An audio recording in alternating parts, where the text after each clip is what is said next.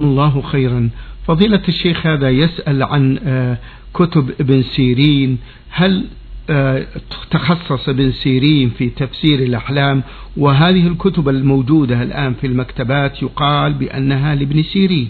هذا كذب، ابن سيرين ليس له كتب في تفسير الأحلام. هذا الكتاب الموجود ليس لابن سيرين، وإنما هو موضوع عليه.